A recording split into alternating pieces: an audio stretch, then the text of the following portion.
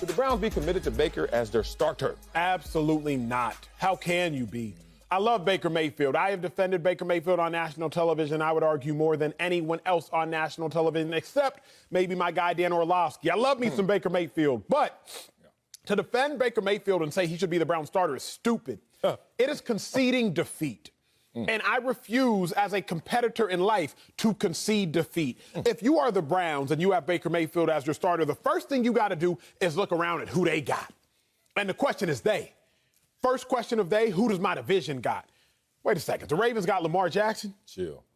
Man, wait a second. The Bengals got Joe Burrow? Okay. Now, the second thing you got to look around and say, who else do they got? Now I'm going to look outside my division, and I'm going to look at the conference.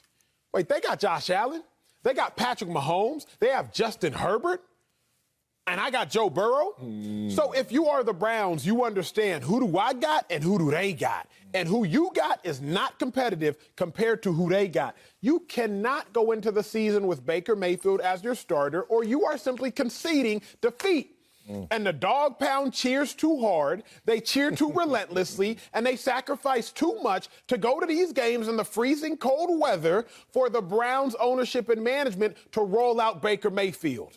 So when I look at it, Browns fans deserve better than Baker Mayfield being committed to as the starter as we stand here on March 2nd of 2022. I can't make that commitment. I'm with you, man, but I've been there. It's good to see you at the party. I didn't want anybody really to show up because who wants to wish ill on any player? I want them all to succeed, but winners create losers. And right now, this is a losing situation in Baker Mayfield. Now, let me just slap those who are going to run up to me and say, but he was hurt last year. This dude has been on a roller coaster since hello. And if you don't believe me, look at his second year. Was he hurt his second year? Oh, okay. Well, he's going to bounce back. Bounce back to what is the conversation? 6 wins, 11 wins, 6 wins. Which one doesn't look the same? 11 wins. So if you want to say he's going to return to what? He's going to return to 6 wins once again? Good luck with that. Baker Mayfield's 22nd or worse in passer rating, passing yards per game, completion percentage, and passing touchdowns. And no one has more interceptions than Baker since 2018. They stuck, though. They got Baker Mayfield under contract for a 5th year, so I get why you're going to be with him. But let me talk for those players that can't talk for themselves. This is what got me in trouble with Drew Brees. This is what got me called out and got in trouble. Me and Drew had a little rift, and it felt weird. Didn't feel so weird in our interview. That was good. We didn't really touch on it. I'm still scared to talk about it because I felt bad. I felt shamed for it. But I got gassed up by my teammates who kept coming to me saying, Marcellus, they ain't going to cut you. They can't touch you. You are a leader. Tell them we won't. Doug Flutie over Drew Brees, and I did it. Like a fool, I did it. But let me be that fool once again and talk for these players. Let's start off right here for OBJ, who can't say really, but his daddy tried. But let me just say what OBJ was saying. Good riddance, man. Baker Mayfield had him looking sorry out there. How did he look with Matthew Stafford?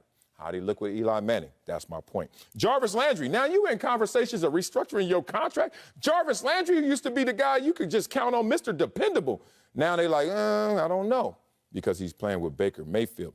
Those 2 running backs, raced in those 2 running backs because you got everything you need. Austin Hooper, remember him? Super Bowl, 2 Pro Bowls. Now can't even get a cereal bowl with him.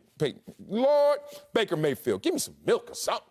Water in the carton, you ever been that broke? Something with the cereal. God, dog, Baker Mayfield, you're wasting a roster, as they say. You're wasting a roster. And for all my Kid Frost fans out there, why you got to cut Baker? This is for the roster. They'll get that. You got to let him go. Let me give it to you like that. Piggybacking off your wasting a roster perspective. In regards to Baker Mayfield, I would rather improve at one position than tell the other 10 guys y'all have to improve. And that's really what it comes down to. 11 players on a football field. I have one of 2 options. What? I can either say, hey, quarterback, you get better and you cover up the iniquities of everybody else, or, hey, our quarterback isn't good, so I need all 10 of y'all to improve. And very simply put, it's easier to get one guy to improve than to ask the other 10 to improve. So if I'm the Browns, that's also how I'm looking at things. Yeah. But the crux of my point is this. The top quarterbacks in the AFC last year that are now returning, you got Tannehill, you got Carr, you got Wentz, you got Mahomes, you got Allen, you got Herbert, you got Tua, you got Jones. Their average age, y'all, is 26. Baker Mayfield is 26. But their win percentage is significantly higher than that of Baker Mayfield's. So what does this very simply say? The average age of Baker Mayfield's peers in the AFC is 26. And on average, they all better. So why would I commit to a quarterback who is the same age as his peers, but not nearly as good as his peers? That seems dumb, and the Browns collectively are no longer a dumb organization. They're not. They got the right coach. They got the right roster. They got everything they need, but they don't have what they need at the most important position. You're absolutely correct. Two things, because part of me feels bad talking about Baker Mayfield because there's no upside to it right now until he proves me wrong. But you flipped. Okay, so let's go back to the police precinct when you were sitting there like, nah, I ain't do it. You were sitting there trying to really worm out of this one. Then something happened, and all of a sudden you just flipped on the whole crew. You just told on the whole gang. What happened with you to make you say that? Because I want to see what these fans and supporters are still thinking. Man, there came a point where Baker Mayfield was not outperforming Case Keenum. There came a point where I was looking at Baker Mayfield have 4 interception games. There came a point where he overthrew Jarvis Landry early on in the first quarter for an interception, and I was just like, you can't win like this. Yeah. And after I realized Myles Garrett is playing some of the best football of his career. Yes. Nick Chubb, Kareem Hunt, they are doing their thing. Jarvis Landry and Odell Beckham, at least they trying out there on the outside. And the Browns are still not good. That was my first problem. Okay. My second real issue was this. When I saw Joe Burrow come in and be so exponentially great and become who we all thought Baker Mayfield was supposed to be, that's when I said I'm out. So my biggest fear, you can't have people younger than you being better than you. Because if they're younger than you and they are already better than you, then when are you going to be great? Baker Mayfield, I think he's missed his window of greatness. Too many cats younger than him that are better than him. I would say the same about Baker as I would Dak Prescott. Because as it stands, Josh Allen, Lamar Jackson, Kyler Murray, Justin Herbert, Joe Burrow, all better than Baker Mayfield, and they're all younger than Baker Mayfield. That's not good. Well said. I understand why you flipped. I would have flipped too, damn it. And TJ brought a point home, TJ Houshmandzadeh, when he was on, and he said how, Baker Mayfield, you got to stop acting like you got this chip on your shoulder. You were the number 1 overall pick. Like, I don't think that mindset really plays well for Baker Mayfield. Like, I'm going to respond to adversity. Well, respond to affluence, because you were the first. Dog, I was the 52nd pick, and I was the sweetest thing in the litter. And I was like, dog, I'm getting love.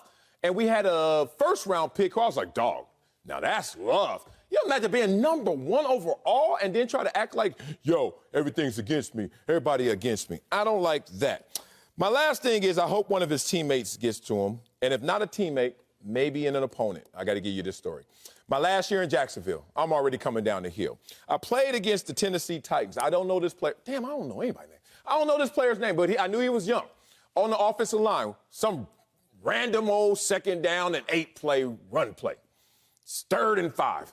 Walking back to the huddle, young man looks at me. He's like, damn, Wiley, what happened to you, man? I grew up on you. You used to be the shh. Somebody need to tell Baker Mayfield, what happened to you, big dog?